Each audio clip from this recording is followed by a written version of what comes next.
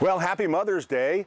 You might still be going out and grabbing that last minute gift, but a lot of you have already done your shopping.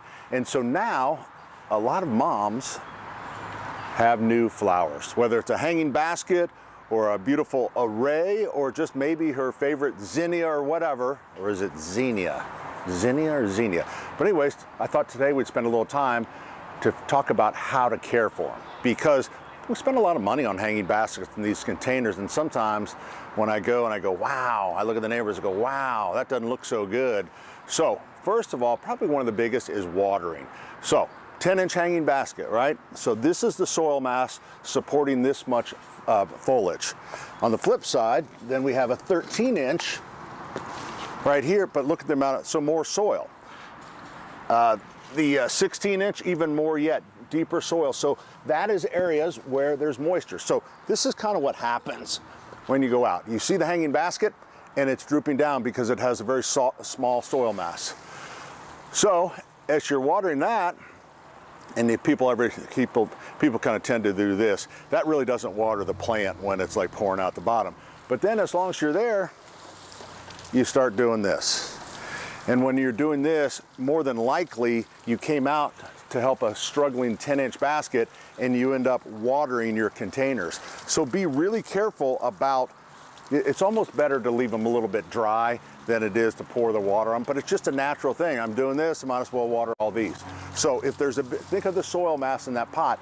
If there's a large soil mass that's supporting that head of foliage, you don't need to water it as much. Now, you can get, if you're unsure, you can get a moisture meter if that would help you.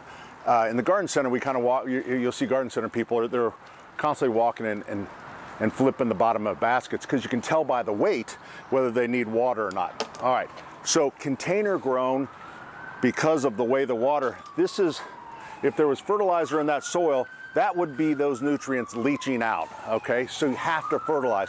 I would fertilize once a week, once every 2 weeks at the least, I would say. So you can, there's different ways you can fertilize. This is what I like to do.